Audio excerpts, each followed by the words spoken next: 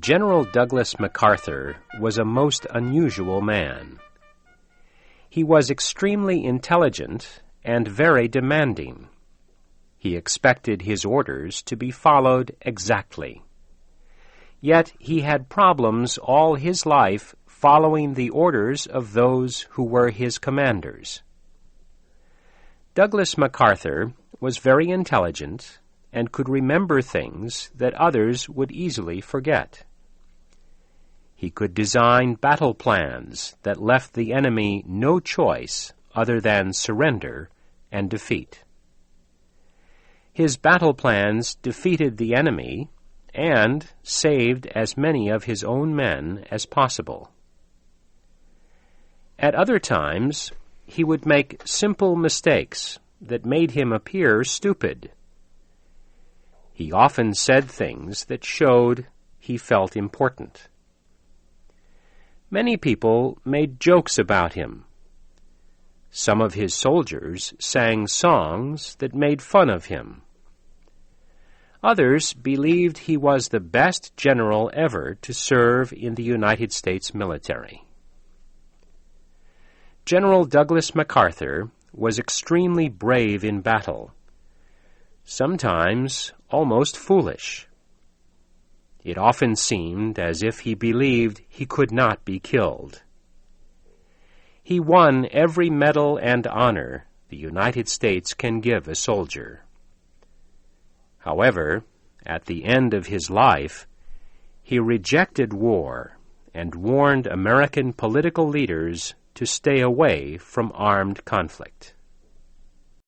Douglas MacArthur was born to be a soldier.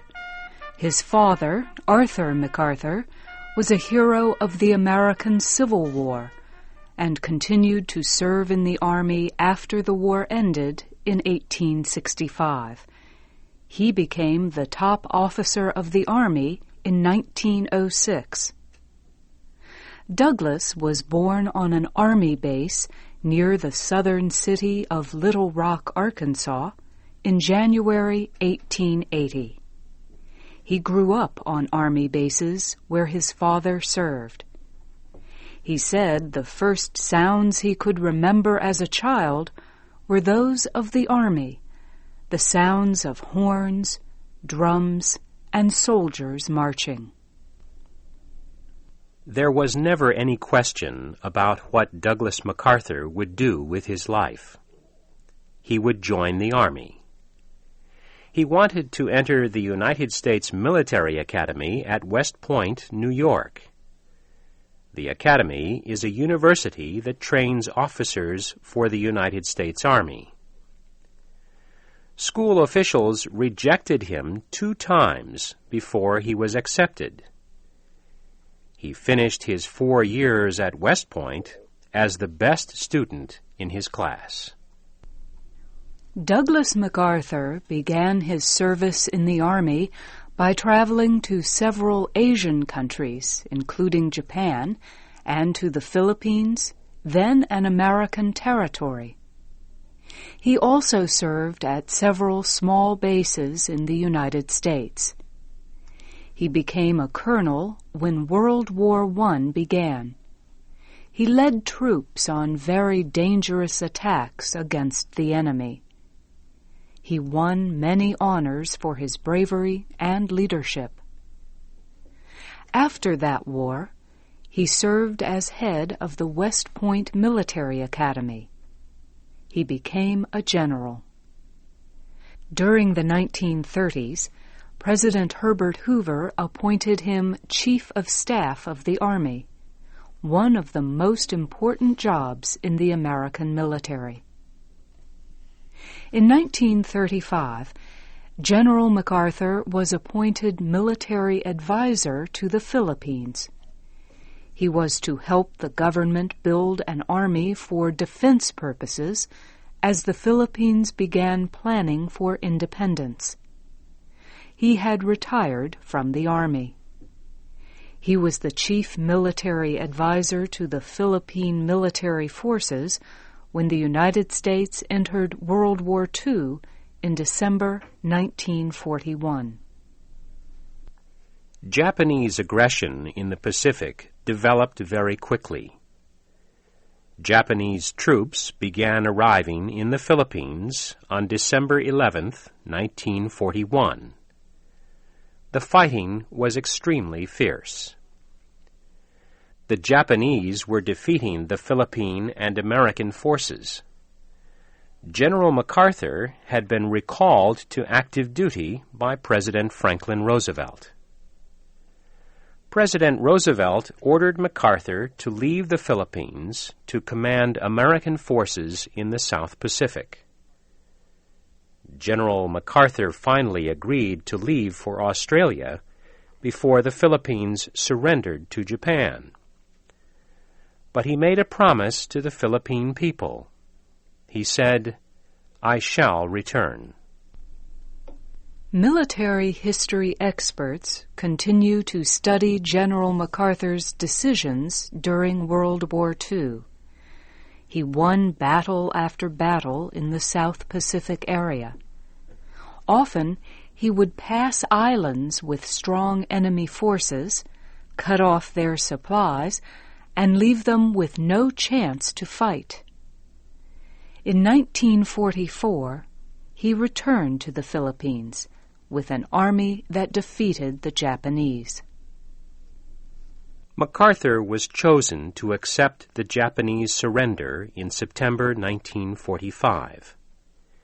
He was appointed Supreme Commander of the Allied Powers, the leader of the occupation forces that would rule Japan. As an American soldier, he had to follow the orders of the government in Washington. But in Japan, General MacArthur ruled like a dictator. The Japanese expected severe punishment. They saw MacArthur as a very conservative ruler who would make Japan suffer. MacArthur did charge some Japanese leaders with war crimes, but he did not try to punish the Japanese people. General MacArthur told the Japanese they must change, both politically and socially. He began with education. Before the war, female children in Japan received little, if any, education. MacArthur said education would be for everyone, including girls and women. He said women must have the right to vote in elections and be permitted to hold political office. He said Japanese women would now have the same legal rights as men.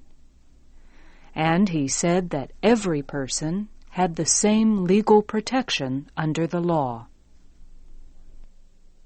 General MacArthur told the Japanese people they were now free to form political parties, and he ended the idea of an official government religion. Religion would be a matter of individual choice. He also said the Japanese government would no longer be controlled by a few powerful people.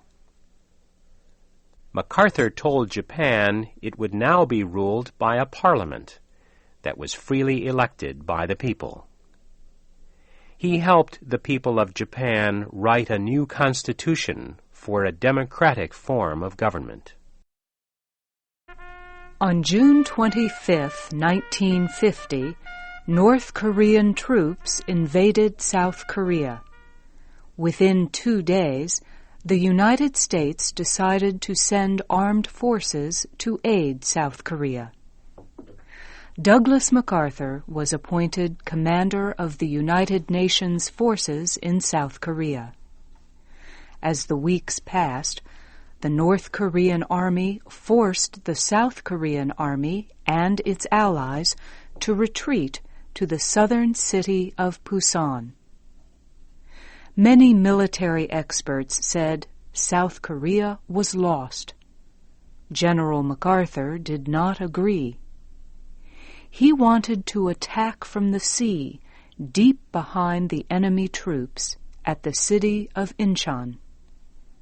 MacArthur said the enemy would not be prepared. Most other military leaders believed this would be extremely dangerous. American Marines did attack Incheon September 15th. It was a complete success. MacArthur had been right. General MacArthur often disagreed with political leaders. President Truman warned him several times not to disagree with government policy. General MacArthur continued to disagree and told reporters when he did. He often gave orders that were not approved by the president. MacArthur called for a total victory in Korea. He wanted to defeat communism in East Asia. He wanted to bomb Chinese bases in Manchuria and block Chinese ports. President Truman and his military advisers were concerned World War III would start. In April 1951, President Truman replaced MacArthur as head of the UN forces in Korea. Douglas MacArthur went home to the United States. It was the first time he had been there in more than 15 years. He was honored as a returning hero. He was invited to speak before Congress. There was a huge parade to honor him in New York City. General MacArthur retired again. Some political leaders wanted him to compete for some political office, perhaps for president. Instead, he lived a quiet life with his wife and son. He died at the age of 84 on April 5, 1964. Today, many Americans have forgotten Douglas MacArthur.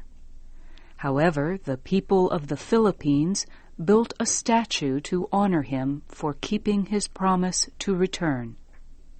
And many Japanese visitors go to General MacArthur's burial place in Norfolk, Virginia, to remember what he did for Japan.